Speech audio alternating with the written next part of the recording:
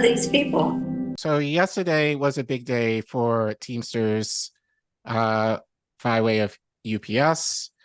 It was reported yesterday that they won, they got a tentative deal for their contract, which, just to keep in mind, still has to be voted on. So I think they have another couple of weeks to vote on it, the rank and file members. And again, as I said earlier, want to give a preface of this saying that I think even for us at INM, we got a little too excited about this in kind of announcing this news. And as you could see here, come on. Yeah.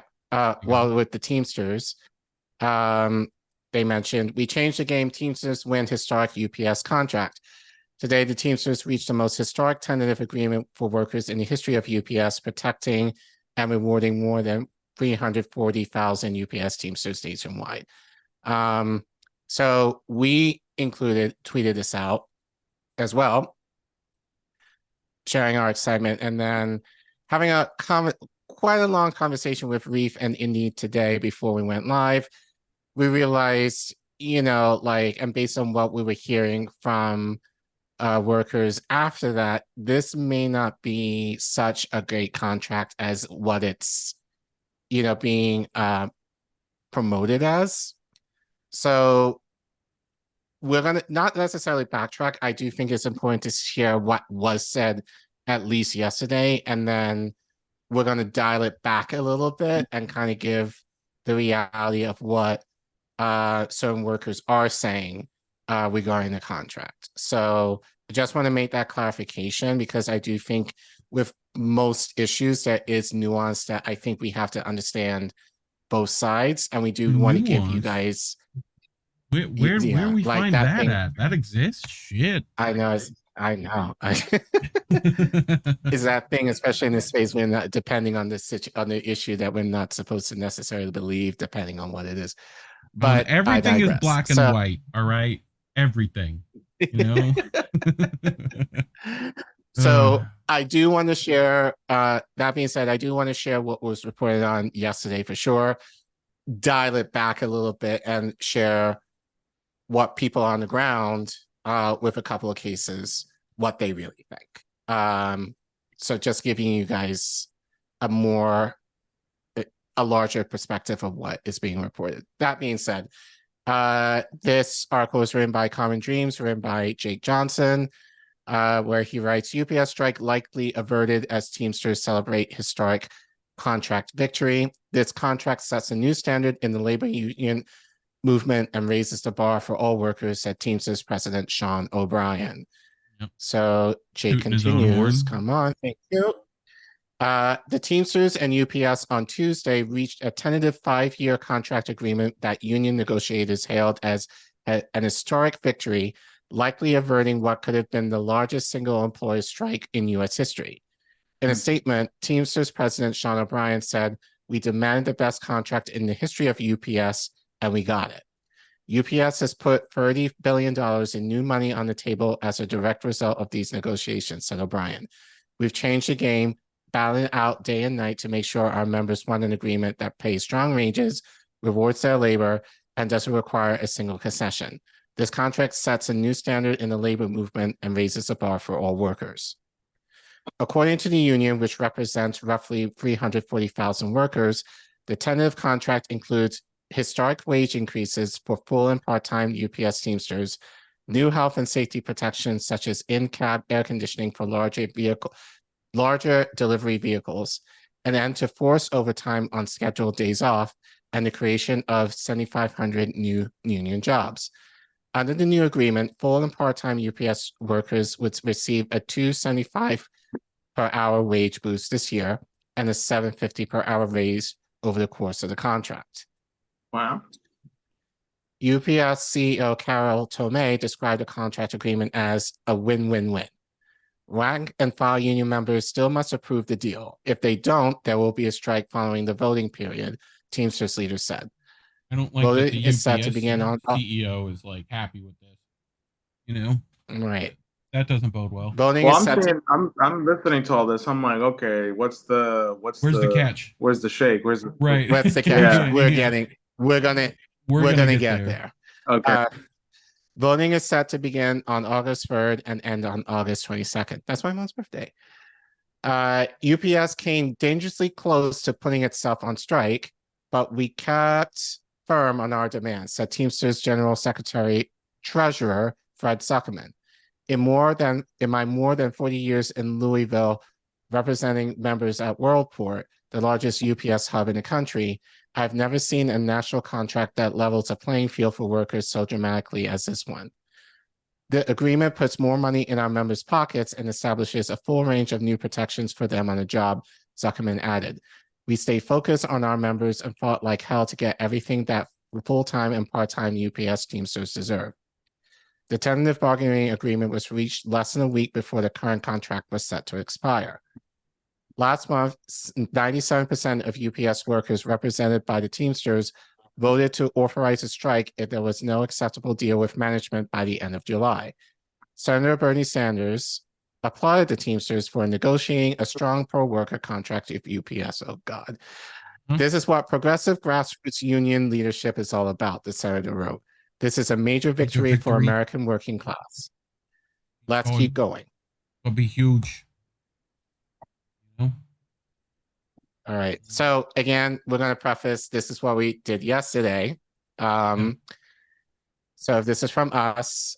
Huge congratulations to the 340,000 UPS Teamsters on securing a strong TA to vote on July 31st. Zero concessions from management.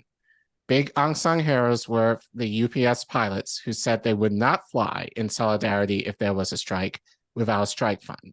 So, here we go. So this is what Indian Reef talked about Sunday on how do we miss that. And so, yeah, so we'll just play this part in the podcast where they talked about that in terms of, you know, the implications of pilots also going in solidarity in strike with UPS. So rolling bean footage. Go ahead. This is Sean O'Brien, who's the head of the Teamsters Union. Again, 340,000 UPS workers he represents. So People's City Council was there. I then said that the sound that you hear is all the executives at UPS simultaneously shitting their pants. And then we got even more good news because the 3,300 UPS pilots said that they will stand in solidarity with the 340,000 Teamsters should they choose to strike and not fly. Here's the article. And this warmed my heart. So the union representing UPS pilots says they will not cross picket lines if Teamsters drivers and package sorters walk off the job when the current contract expires on August 1st, resulting in the immediate shutdown of the Express Logistics Company's global air operations. UPS has 3,300 pilots who are represented by the Independent Pilots Association, a separate union from the Teamsters. But if the Teamsters go on strike, we will honor that strike and we will not fly. Sorry, I just want to make this a little bigger, make it a little bit easier for everyone to see.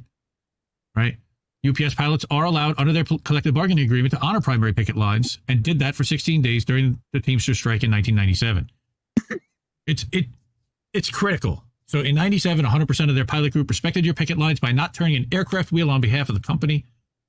Right? The solidarity is awesome. We will honor any potential IBT strike and act in sympathy with our fellow workers at UPS. Even with freighters in service, a strike by 340,000 package drivers would effectively ground most UPS Airlines operations, right? Because there would be few, if any, personnel to load and unload aircraft, process packages, deliver them to and from airport facilities. But they would try to hire, here, it says it's training non-union employees to handle packages in the event that there is a labor disruption. But this is very good news. But however, we don't have a strike fund.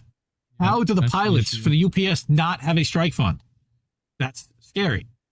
Now, I just hope that when it comes down to it, that they actually do strike in solidarity. I'm guessing that they will. And that, by the way, is bringing management back to the table. So what happened? This seems like a good deal. Yes, but I think that's the thing is they were willing to throw them a bone so that they don't have strikes. You know, and so they don't get this solidarity strike happening. And see, there's a lot of things striking right now, Jose. and they don't want more of it.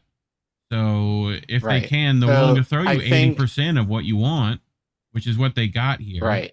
To like But get you to shut up. the 80% it's questionable of how that will be kind of dispersed Effective. Yeah. among the workers. So we're gonna get to that though. Yep. Because there's Mr. a Sean lot O'Brien. All right. that there's a lot that it's not necessarily being said in this well, at least I think the contract was released today. So there's a lot, at least that what workers are saying that what they saw that they went through, it's not as great as it seems. But we'll get there in a second. My webcam is about to die. Oh no. My webcam being my phone, I'm at 1%. I think I'm just gonna do a formal exit here so I don't awkwardly. Wait, what is this? AOC amazing news? Yes, amazing news. Congratulations, Teamsters. Joe, this should tell you everything you need to know. No, it's not a fucking historic that was contract. my instinct. Yes, the workers got fucked once again. Fuck this shit. Guess who else weighed in, Jose? None other than Chunk Yogurt himself. This was an excellent contract. Terrific work by Teamsters SOB. UPS made $11 billion in profit over the last 12 months. They could afford it. Y'all remember this? When he got rid of his union, just throwing that in there for good measure.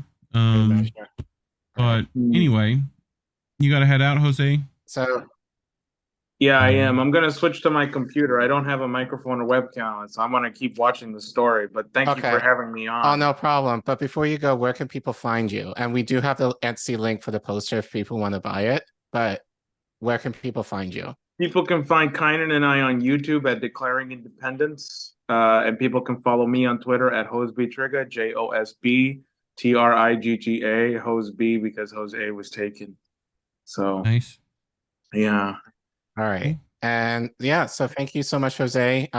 Too bad you can't stay for the whole thing, but good luck to you, and we'll see you again soon. Thank you kindly. Take care. Cool. There we go. And we're down to 2. So that was an easy transition. Yeah, I had it ready just in case. Okay. Okay. So yeah. So all right. So yeah. So we'll continue. So AOC. Yeah. Oh no, we went through AOC. That was it. Oh yeah, we did. So just that she was saying it was good. Yeah. All right. So I'm gonna kill Reef for a second. Yeah. Don't worry, I'll zoom in on the other guy. Stats. You know. Yeah, I am gonna play Sasku. Yes. Because Jordan did actually have a part-time UPS worker from New York on. His name is Luigi, and he actually made a tweet regarding to the contract today. Yeah. So, and I think he says a lot of stuff here that I didn't think he mentioned as clear in his tweet. So, so I want you guys to kind of listen to what he says. Again, he's part-time, so just to give that context. Yeah. But yeah, we'll hear from him what he thinks. Part-time worker on to get your response. I know you've been really active in the organizing ahead of a potential strike. You were, doing tables outside at 3 a.m, organizing people. So let me just remind the audience what the core kind of wins that the Teamsters are claiming. You have existing full and part-time UPS Teamsters will get $2.75 more per hour in 2023. And over the length of the contract, the wage increases will go to $7.50 an hour. So that's total, to be clear, $7.50 increase over the entire contract.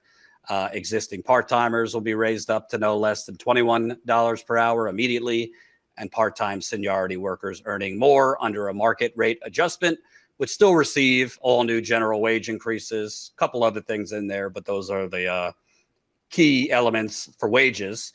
First off, have you seen the full agreement yet? Because I know a lot of people haven't. And what are your thoughts, at least, about what's being reported as a part-time worker? Yes, thank you for having me. I know so far, as almost everyone, I have only seen the highlights. So everything that I can say is based on that. And I understand that we will have the full contract supposedly by Monday. So there is still many details to know. My first, thoughts about this is, the contract has a lot of very good improvements. Like if you compare this to the last two previous contracts, that is a big improvement. A lot of people is excited about the things that has been obtained. Many are surprised, especially people who has more time were expecting something terrible. But having said that, recognizing the important gains, I feel like for part-timers, we could have gotten much more from what we got. Especially, I'm making $16.50 per hour. So jumping to $21 is a change, it's significant, but it's still far from what we were expecting. We were expecting from the beginning of the campaign, especially Teamsters groups like TDU and Teamsters Mobilize, they have been pushing for $25 an hour. And that seemed like a fair fight to have, a fair reason to strike for. But now we are in 21, that if you think about it, we should be already in 21. Like this, the previous contract should have put us on 21. Can you pause and there? now should have. So basically what Luigi is saying, he didn't say in this way. Essentially what they're asking for is a living wage. Yeah. In a matter of speaking. If they're asking for about 25, that's really, if you look at the averages among all states, as far as what the living wage is, it hovers around 25. So really, essentially what they're asking for is a living wage. Yeah. And they got short of that, but he continues here to kind of share what the problem with that is. Go ahead. We should have been, fighting for a wage based on that. So 21 seems something good, maybe for 3 years ago, 2 years ago. And this is a union job. It's a grueling and super hard job. So I was expecting much more, especially for all the momentum. We are coming out from the pandemic. Teamsters didn't receive any kind of bonus or essential workers pay, no hazard pay. No bonus. I feel like the company was owing us a lot, especially thinking on their record profits and all that. Yeah. And also, it matters where you live. I mean, you're in New York. Yeah. $21 an hour will not get you that far, even part-time in New York. It's the most expensive place to live in the country.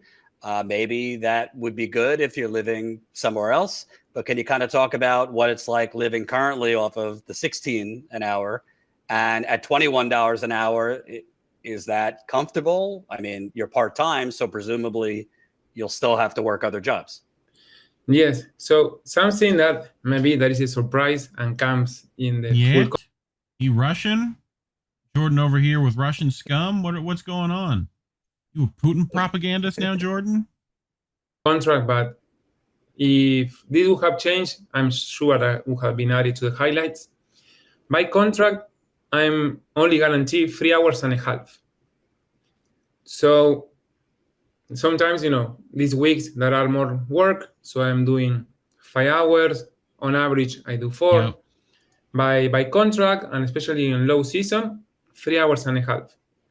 So jumping from 16.50 to 21 for me means $90 extra per week. That doesn't change. Like on the weekends, I get side jobs, especially in restaurants, and I also do photography, not very often, but I need to have all these free things going on to be able to barely makes ends meet. And if in New York City it's about to raise the subway fare, I live in Bushwick. I'm in a Puerto Rican Ecuadorian area that is being gentrified, so the rent is going higher. So it really feels short. And I hear from maybe coworkers from other states that they see that more reasonable. But from cities, it fell short. And some cities, I don't know, like Seattle, for example, they already have the market rate adjustment, so they're already doing 21. So what they are getting is a confirmation that 21 won't be taken away, but they're not getting a raise with this. And Right. this is a contract that lasts 5 years. Every new part-timer will have a cap of $23. So in 2028, with inflation, economic crisis, economic uncertainty, $23, I don't think that will mean something huge. So that's the problem. And by the way, your screen froze, Reef. Okay, I'll try to fix that. Yeah.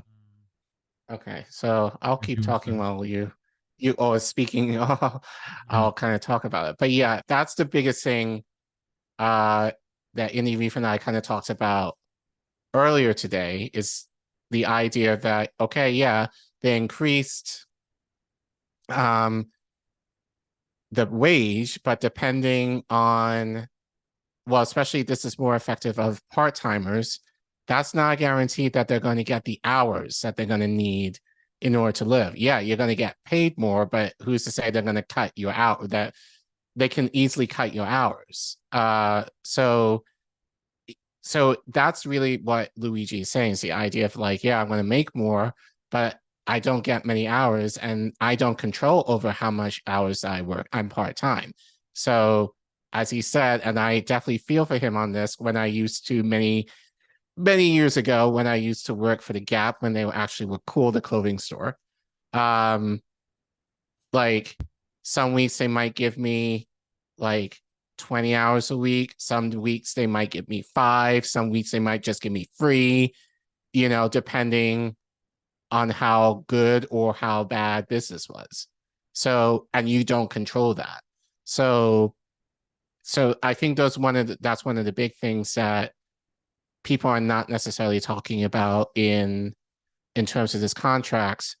So, and that's something that I think even Indy Reef and I, we kind of, not to say we missed it, but we realized, as people were saying, you know, what's the catch in this contract? And that's kind of why, you know, we kind of say here, like, unions are a great first step, but they're not the ultimate of what workers should have, because there's a lot that workers still don't control.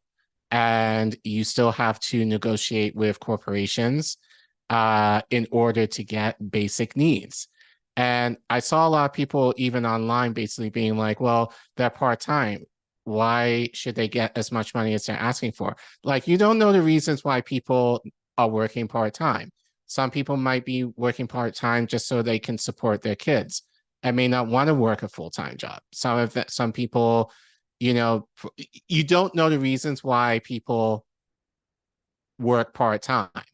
But regardless, the idea is, typically if you're part-time, or depending on the industry, if you're entry level or if you're like an assistant, you typically get paid less. And oftentimes, depending on the industry, you might be doing just as much, if not more, than full-time or more experienced workers.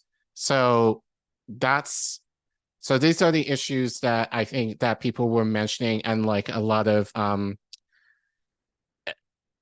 threads that I saw earlier today, this is what people were discussing, that they're not necessarily happy with this contract. Reef, you got anything you want to add to this while you're working on this? No, there's so much in general. Like, you know, you've got, I don't know, I feel like labor to me is reformist in nature. I've said that a few times this week. Yeah. And like, it makes it where people are willing to accept the crumbs offered, you know, to deal with things. You know what I mean? Like, and then they won't accept more sweeping change, and they won't fight for more sweeping change because they got thrown a bone, you know? Right. So, I think this is kind of the danger of and I said this earlier, the danger of having Democrats allegedly being pro-union Right. is because of shit like this. It's Yeah. because they're in the hands of there you go. They're in the hands of this is the corporations. wrong one. Hold on. Keep going. This is they're in the pocket of corporations that want to save their assets, and they're not going to go full in of what workers want. And as we saw, the fact that AOC, attended a Teamsters event, and we mentioned this with Smalls, anytime that a politician, well, unfortunately, but it's the way it is now, a politician attends a union event, that makes it partisan, so it gives the impression that Democrats,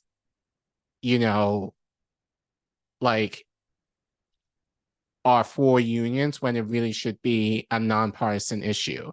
But then not only that, and I just thought of this, if workers are complaining about this, about this contract, Democrats essentially have to kind of back that, because they're the ones who say that they're supportive of unions. But I think generally in our culture, unions, depending on the industry, get a bad rap, but I think most people would assume unions to be good.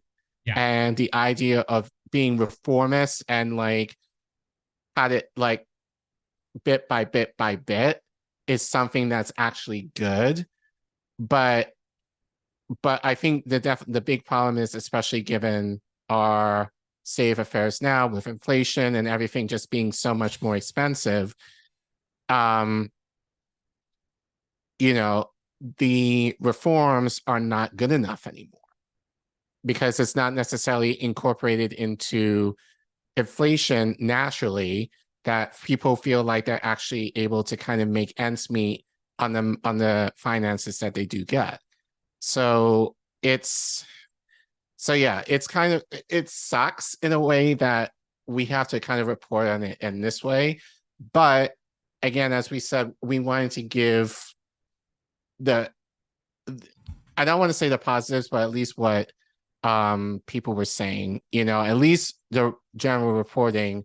And now that we've had a day to kind of reflect and kind of talk about and kind of see what people were saying, over 24 hours later, kind of humbling ourselves a little bit, humbling ourselves a lot, and just kind of being like, these are the issues, but these are the problems that workers have with the contract. But it also does align with what we've said regarding unions in the past. So like we said, they have until close to the end of August to vote on it. So the idea of striking is still on the table. But given what I just experienced in terms of what I just went through my local teachers union, I don't think they're going to strike now. Because I think just the idea of making more money, even though it's little, is going to be enough for most. Yeah. And so I would imagine that most other workers will vote for it. But without necessarily thinking of the implications in terms of how much basic needs will probably go up. And especially if we probably end up going into war with Ukraine or possibly China in the future, I can imagine a lot of goods will be a lot more expensive within the next few years. Yep. So we'll wait and see. So we'll definitely keep an eye on this. And just as a plug, don't forget to watch How Do We Miss That? Indy and Reef talk more labor stories on that show. Yeah. So feel free to check them out Sunday nights at 10 Eastern. And I'm sure they're going to keep you guys abreast of that story. So general strike, people, any day now would be nice. Although I will admit, I was kind of disappointed. Although I was kind of disappointed that they didn't go on strike. I will say that's that kind of what everyone's disappointed. at least like initially I was like, yay, they won, but like I also was kind of like they should like put the fear and retribution in like the government and being like, we'll go on strike, Yeah. so, but they still can, so we'll wait and see. We'll see. We'll see. I say you ask for more this time. Go on strike, ask for more this time, and be like, how about you second try at this deal? You didn't give us all the last deal that was a compromise. Now we up this wager, So, Right. But anyway, that's